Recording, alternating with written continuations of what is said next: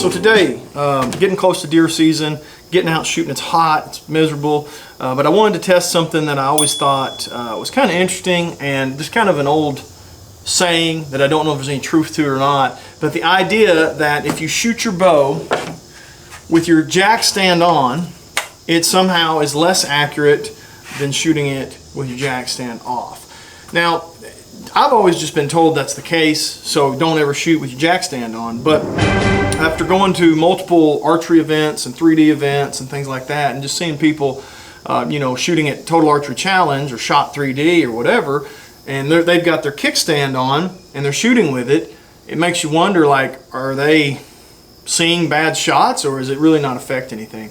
To me, my hypothesis is it's going to slow this limb down. This bottom limb is going to slow down and it's going to affect where it hits. So we're going to shoot through chrono, get some speeds on it. We're going to shoot, you know, at distance, and we're going to kind of compare with the kickstand on versus without the kickstand and see if we can tell a difference in group size and the speed and all those things, and just kind of get an idea if this truly matters or not.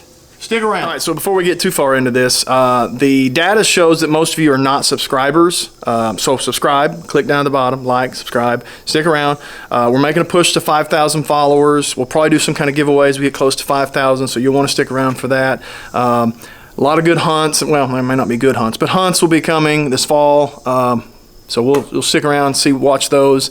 Go check out my eBay store, Badger Bow Mounts, badger.bow.mounts. I've got a lot of cool stuff on there. I got cool stuff coming. So as we get closer to deer season, there'll be even more stuff on there. Go to bowcrew.com and buy you a banner, buy you a flag, buy you a cool shirt. Use RRWoods20 at checkout. It saves you 20%, helps the channel out. Appreciate it. Stick around. All right, so we're going to try to keep this somewhat scientific. So the first thing we're going to do is actually weigh these arrows. So 3 will be with the kickstand, 3 will be without. They're the same arrow, just different fletchings, so that I can see them better when I'm doing like Total Archery Challenge and things like that. So the white wrapped arrows are right at 400 grains. So just on the money, 400 grains. The fluorescent colored ones are 400, and this one's showing 0.8. So we'll start off with the jack stand on. We'll shoot these yellow arrows through it, see what our speed is.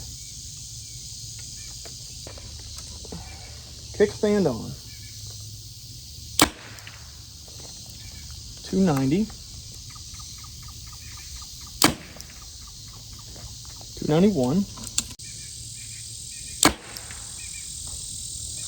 So 288, 290, and 291. I guess you call it 290 just to keep it somewhere in the middle.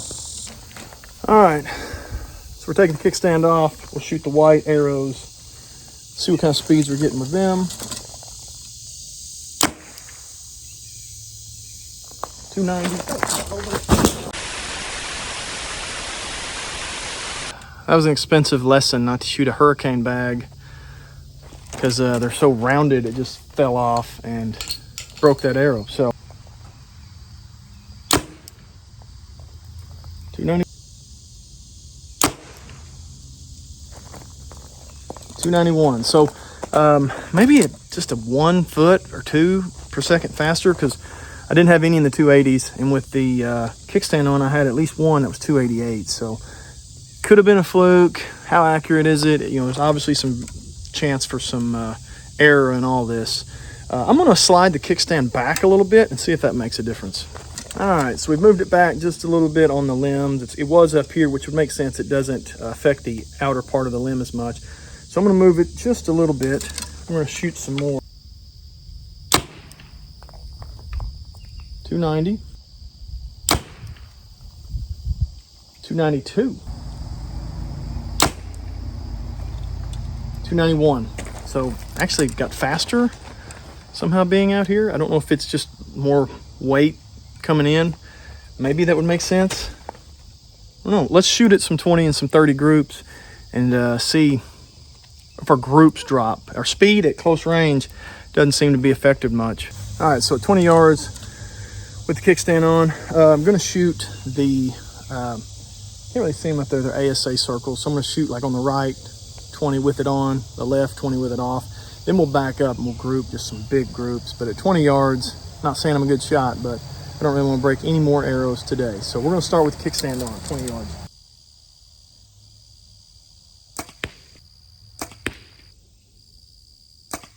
Jack stand off.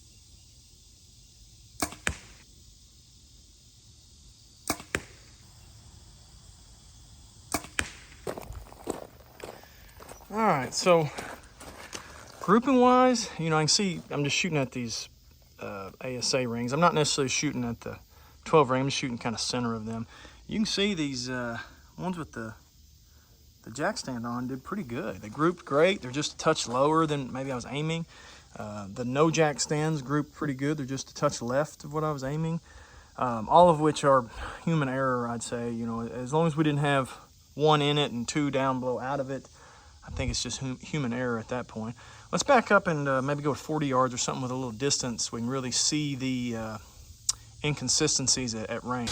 Here we are at 40 yards. We're gonna shoot that bag right there, and we'll start off with the limb legs on at 40 yards.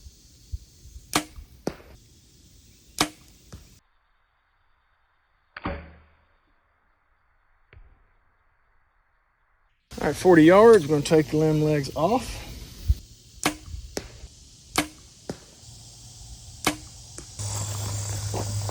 All right, so 40 yards, kind of just everywhere.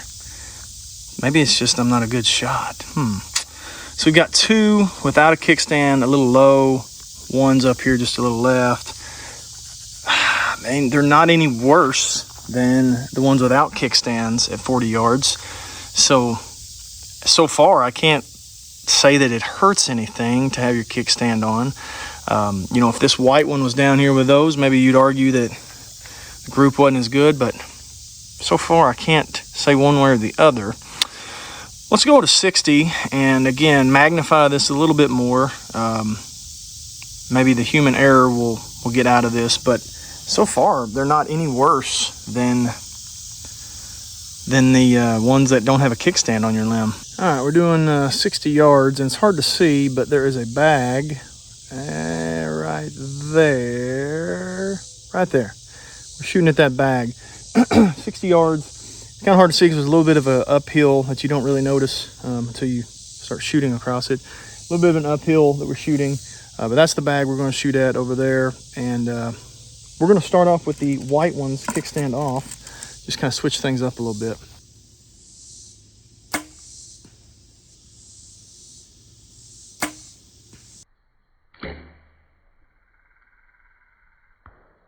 All right, 60 yards, we're gonna put the limb legs back on. 60 yards of that bag over there, right there.